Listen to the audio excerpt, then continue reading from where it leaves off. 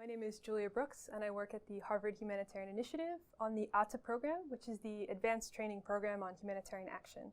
And in the ATA program, we work with humanitarian practitioners and organizations to address key challenges and dilemmas in the field, including legal, policy, and operational challenges. And in particular, I work on international humanitarian law and policy. One of the urgent challenges facing the humanitarian sector today that we've been looking at is the incidence of violence against humanitarians. There's a number of reasons why attacks against aid workers seem to be increasing in recent years. Some of them are contextual, related to the conflicts in which humanitarians are operating, and some of them relate to humanitarian actors themselves. So with regard to the contextual factors, we see that overall, today the majority of conflicts are in non-international armed conflicts or internal conflicts within states that feature non-state armed groups, insurgents or militia groups, and often fighting within heavily populated areas, and often with high levels of disrespect for international humanitarian law, which aims to protect civilians and humanitarian workers in conflict. So these types of conflicts are having a heavy toll on civilians and aid workers alike, and that's important to keep in mind. When we talk about violence against humanitarians, this violence is also affecting civilian populations, often to a much greater extent. There are also a number of factors related to humanitarian action itself, which seems to be driving some of the increase in attacks. One has been, we've seen the politicization of aid work in a number of conflicts, which is driving increased hostility and incentives to attack aid workers. In some cases, aid workers have been attacked directly by virtue of their operations, which are perceived as aiding the enemy or contributing to the other side in a conflict. In other cases, they've been targeted indirectly by virtue of their perceived association with, for instance, government forces, military forces of that state, or international militaries, which are seen as invaders or enemy forces. And so targeting humanitarians is a way to oppose those outside forces. This is really in contrast to the humanitarian principles of neutrality, impartiality, and independence, which are meant to take humanitarians and more broadly civilians outside of the conflict. Civilians, including aid workers, are not to be targeted under international humanitarian law, which distinguishes between civilians and combatants, with the aim of protecting civilians and reducing human suffering in conflict. So we see that the erosion of the perception of aid workers as neutral and impartial and somehow outside of the conflict is contributing to targeting against them. There's also a number of economic or financial factors which in a way have always existed but contribute to violence against aid workers, who are often better resourced or wealthier than the local population, or have trucks, equipment, electronics, computers, or valuable relief supplies, which could be the target of raids, or kidnapping for ransom, for instance, is one of the highest types of violence that we're seeing. So these are some of the factors which are contributing to the increase in violence against humanitarians. But overall, it's also important to note that a lot of the factors in particular cases are not well understood. There's often a combination of these different factors, and it's hard in many individual cases to really know what are the true motivations of the perpetrators of these attacks and how we would respond to addressing those motivations or creating disincentives to attacking aid workers. So this is an area where there's a lot more need for research and engagement with armed groups and militaries to understand the true motives and incentives driving some of this violence. There have been a number of very useful efforts which have gone on over the last few years and going back even a decade or so, looking in particular at quantifying and tracking incidents of violence. We have a number of databases which have emerged. A great one is the Aid Worker Security Database, which is publicly available online. We also have Insight and Security organizations like Humanitarian Outcomes, which are collecting and producing data and also reports, so we can really track across countries and contexts what types of violence is occurring. And this has allowed us to see this sharp increase in recent years in the number of attacks. But there's still a great need for better research, also more disaggregated data. It's hard to tell given the current statistics, and also many organizations themselves keep their own internal data that's not necessarily shared publicly on instances affecting them. But it's hard to tell given the current data what types of aid workers are most affected or most vulnerable to violence, what types of projects and operations, the effect of gender, so the different risks or vulnerabilities or resiliencies of male versus female aid workers. Also, the balance between national staff and international staff. Often, violence against international staff is what captures the headlines, But we see that about 90% of victims of violence against aid workers are in fact national and local staff, and national and local staff make up the vast majority of aid workers overall, so it makes sense that they would also be most affected by this violence. But we do need much more research, I think, into understanding some of these disaggregated effects in order to target better responses. So on the question of who's attacking aid workers or who's perpetrating these attacks, I think that there's a common misperception that these attacks are emanating from non-state armed groups, from insurgents, militias, and many in fact are. But we also see attacks coming from state militaries, from regular armed groups. For instance, the US airstrike on a MSF hospital in Kunduz in late 2015. We've seen in Syria a deliberate campaign, a systematic campaign of targeting hospitals, medical workers, and other humanitarians by the Syrian armed forces as well as Russian armed forces, for instance, in an airstrike on a Red Cross convoy last year. So the attacks are really coming from both non-state actors and state actors, from parties to conflicts in a variety of different settings. So that's another area that I think requires a lot more research and engagement in figuring out how to address the different causes of violence among these different types of actors. There's a big difference, for instance, between deliberate and systematic targeting of aid organizations by some groups as part of their strategy of war, which is very clearly prohibited by international law, and yet we see occurring in a number of contexts, most notably in Syria. And on the other hand, incidents of indiscriminate attacks on aid workers and civilians alike, or cases of accidental or cases of false targeting, mistaken targeting, which are affecting aid workers as well. So those will each require different responses to address. The significant increase in violence against aid workers is having a pretty significant and negative effect on aid delivery and humanitarian assistance in the field. There's some great research recently by the SAVE study, that's Securing Access in Vulnerable Environments, which found that in some of the most highly insecure contexts, the fewest aid organizations, the fewest humanitarians are able to respond, and that often humanitarian organizations cluster into more stable and secure environments, leading those populations in more stable environments to be overserved by aid, and those populations in more insecure environments to be underserved. And those are often the populations that are being currently underserved that are perhaps in the greatest need. So this is really posing a challenge to upholding the humanitarian principle of impartiality, which is the idea that aid be given to those in the most urgent need with no discrimination based on other factors. But if humanitarians aren't able to operate in these highly insecure areas, decisions on the allocation of aid are being made often with regard to security and not just need alone.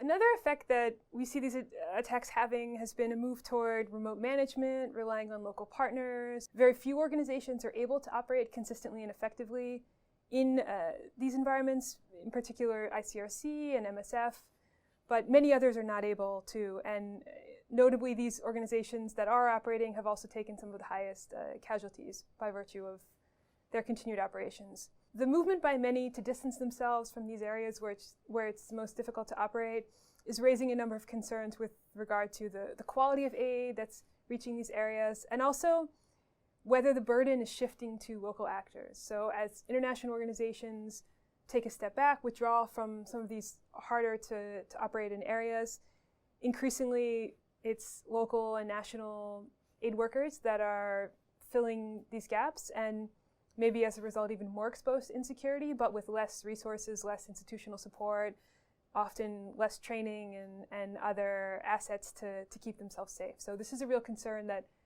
the burden may just be shifting to local and national actors by virtue of the withdrawal of internationals. So we've seen a real growth in the professionalization of security risk management, much more in-depth thinking about contextual analysis, risk assessments, and how to continue operating effectively in these high-risk environments despite the risks.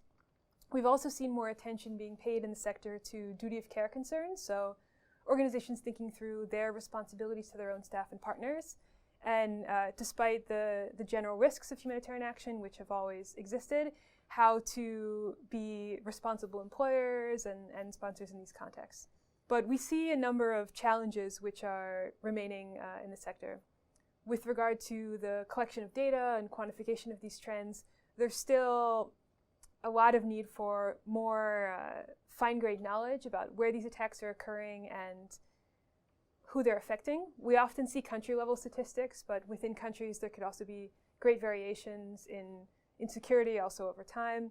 And so there's a need for more information on that. We also see that while some information sharing is occurring, especially between organizations operating in the same environment that may meet and share resources on security management, especially among smaller organizations, there, especially in highly insecure environments, there can be a reluctance to share sensitive information or a distrust of other organizations and how this information may be used. So that's one of the things that is often hindering the level of information sharing and understanding of data on these incidents. There's an important point to be made that traditionally, and even to today, the mission of humanitarians is to bring humanitarian aid and assistance to populations in need. That means that these beneficiary populations are at the forefront of what they do and the center of their advocacy as well. So traditionally, humanitarian organizations have been reluctant to advocate for their own protection, for their own operations and staff, and instead to focus solely on the protection of beneficiaries. With the increase in incidents of violence in recent years, we've seen more and more organizations coming out, engaging in public advocacy or confidential engagement with states and parties around their ability to operate and the protection of their staff. But this is still an area of tension and unease. We see a sort of taboo about discussing humanitarians' own protection as opposed to the protection of their beneficiaries. And what many would say is that this is not a either or a contrast, but rather protecting humanitarians is essential in order to protect civilians, in order to bring aid and assistance to civilians. So populations in need still remain at the forefront of humanitarian action, of humanitarian advocacy and operations and thinking, but that in order to enable this humanitarian action to continue, especially in the areas where it's most urgently needed, it's essential that humanitarian aid workers, whether international or national, be able to operate with at least some minimal level of security. As we've seen over recent years, there's been a great increase in the number of organizations that are collecting data on incidents of violence, that are marking where these attacks are occurring and when, and that's enabled us to really see over the years where the trend lines are occurring and to focus on what are some of the most insecure environments for aid workers. That said, there's also a lot of gaps in the available data, and there's a lot of dispute about what these statistics are telling us. In particular, the years that we've seen an increase in recorded attacks against humanitarians have also been years when the humanitarian sector has grown a lot as a whole. So there's a question of, given the increased number of humanitarian actors in the field and the increased context and nature and scope of the work that they're doing, how does the rate of attacks, is it changing or can we tell based on the numbers now? So there's a need for more work on quantification in that regard. Also, many organizations now are collecting internal data, and in many cases sharing it with others, with other organizations and researchers, but especially in some of the most insecure environments, there's also often a reluctance to share sensitive information about programs and security incidents. So that's one thing which has been getting in the way of a broader understanding across organizations in the sector about how, when, and where these attacks are in fact occurring. Another thing that I would say on some of the causes and motives or drivers of these attacks is that while we know generally some of the factors driving violence against aid workers, we don't understand these nearly well enough in order to respond effectively. So we know that the context for humanitarian operations are changing, and this is affecting civilians and aid workers alike. We're operating more and more in internal conflicts where war is playing out among civilian populations, and this is taking a heavy toll on civilians and aid workers alike. We see also a disturbing trend of growing disrespect for the norms of international humanitarian law in conflicts in a number of settings, which these rules were designed to protect civilians, including aid workers, but civilian populations as a whole from the suffering caused in conflict. And the growing disrespect for these norms is very concerning in many ways, not just with regard to violence against aid workers themselves. And in addition to those contextual factors, we see also political, financial, and other motivations for violence against aid workers. With regard to political motivations, we've seen in a number of recent conflicts the politicization of humanitarian action. This was particularly stark in Iraq and Afghanistan, for instance. Aid workers were increasingly seen as allied or associated with Western forces, with invading militaries, enemy political parties, or armed groups, and therefore were targeted by association. We also see targeting of aid workers out of political aims, out of the desire to cut off aid to enemy populations. We see attacks against aid workers which are directed at undermining this notion that neutral, impartial, independent aid is outside the conflict and therefore to be protected, but more and more humanitarian action is seen as part of the environment of conflict and a legitimate target, which is clearly prohibited by international law, but is a trend that is occurring overall. We also see financial or economic incentives for the targeting of aid workers, often by virtue of the fact that they're wealthier, better resourced, or equipped than the local populations. So this may be kidnapping for ransom, which is a very prevalent type of violence.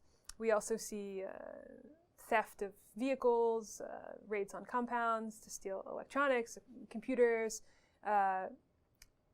attacks on aid convoys or warehouses for relief materials, which humanitarians control. So there may be incentives by armed groups to either gain money or resources by attacking humanitarians. And that's not necessarily anything new, but is occurring at significant and concerning rates.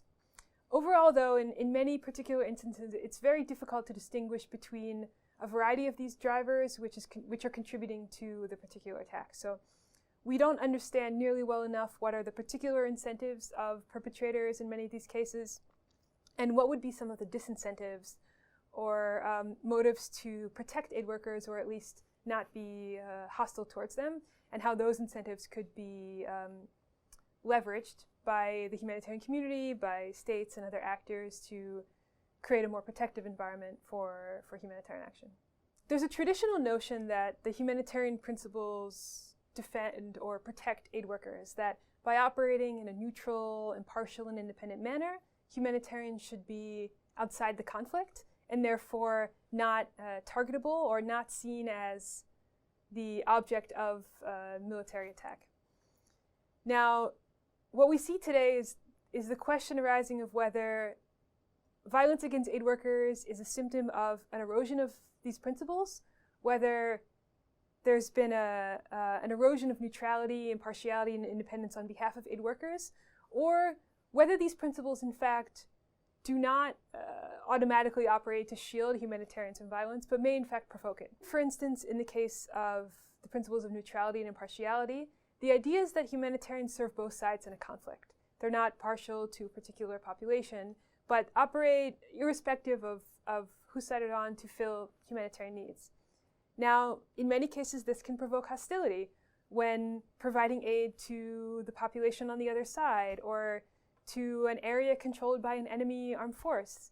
We see that this is contributing to attacks by some armed groups which seek to cut off aid to opposing populations. So being neutral and being impartial in itself may be, in fact, driving some of the violence against humanitarian actors. In other cases, with the growth and expansion of humanitarian actors in the field, it may be that the different interpretations of these principles or undisciplined action is contributing to a loss of their actual or perceived neutrality and independence, for instance, by associating with armed forces or political agendas. That's also contributing to the erosion of respect for and the protection of humanitarian actors. As more and more organizations are coming out, speaking publicly, calling for renewed respect for humanitarian law and condemning these attacks against aid workers, there's still this tension between speaking out and what are the benefits of speaking out, what can organizations hope to accomplish by publicly condemning these attacks, and what are some of the potential risks to operations and staff remaining in country or local partners and others, or even beneficiary populations of speaking out. Will speaking out or pursuing legal action alienate the parties that humanitarians depend upon for access and operations and make it even harder to operate?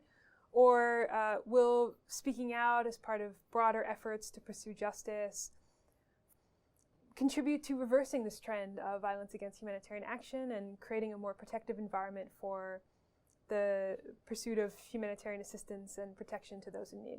A tension has arisen between a sort of silence which is seen as protecting affected staff by not highlighting them in public or speaking out on their behalf, and not producing more hostility or potential backlash from speaking out.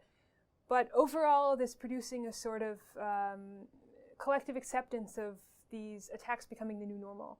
So some are pushing for much more public advocacy on behalf of the protection of humanitarians and to bring about policy changes and other things to address this problem. Speaking out or engaging in advocacy on behalf of the protection of humanitarian actors is something that we're seeing more and more by humanitarian organizations, but it's also important that we look at the responsibility of states and other parties and conflict actors. There's a lot that humanitarians can do to change the way that they operate in the field, to more effectively analyze the risks in particular contexts, to train and prepare their staff to operate in these highly insecure areas. But ultimately, it's the responsibility of states and other parties to conflict to enforce and implement the rules of humanitarian law that protect aid workers and civilians, to bring perpetrators to account, and to take other measures, policy changes, international advocacy, legal action, which will reverse this dangerous trend of violence against humanitarians. So it's important to keep in mind that it's not all, the onus should not be all on the humanitarian community, but rather on the parties that are responsible for addressing this violence, and as well as many of its root causes and conflict and political causes as well. This trend of violence against humanitarian workers has given rise to a lot of big questions facing the humanitarian sector, which will continue for a while to come, I think. One is the extent to which humanitarian operations, as they've been occurring, as they've been carried out thus far, are possible in some of these most highly insecure environments. Very few organizations have shown an ability to operate effectively in these environments, and so if we see that less and less aid is reaching those populations or areas that are often in the most need, this really forces us to rethink how we're implementing the humanitarian principles in practice and how humanitarian operations should be designed or configured in the future. This is posing big challenges to the traditional notions of neutrality and impartiality and independence with regard to the ways that humanitarians operate, how they associate with political actors, with UN or international bodies which have both political and development and humanitarian agendas, how and when humanitarians may associate with military forces that are increasingly providing aid, and especially in natural disasters, but also in complex emergencies as well. Another big question that violence against aid workers poses to the humanitarian community is with regard to the balance between international organizations and staff and local staff. National and local aid workers already do the vast majority of humanitarian action. Over 90% of the sector is made up by national and local staff, and they're also the most affected by violence. And there's been a movement toward localization even more, partially in response to insecurity, but also in response to the sense that local communities should be taking more ownership. Local communities already are the most affected and engaged and most capable of responding to their unique challenges and needs. So one challenge is this big push toward localization, at the same time as international organizations are still in many ways calling the shots with regard to international funding of humanitarian efforts, the design of humanitarian coordination schemes and types of responses. So this tension or shift between international and local and national actors is going to be a big one, especially with regard to insecurity and violence against humanitarians. Humanitarians have been able to operate for generations under these fundamental principles of humanity, neutrality, impartiality, and independence. And with the growing erosion of many of these principles in the field, or the challenges posed by disrespect for international humanitarian norms meant to protect civilians and aid workers alike, it's really forcing us to rethink the way that humanitarians can continue to operate in some of these most insecure environments, and what humanitarian action will need to look like in the future to respond to these threats and shifting norms.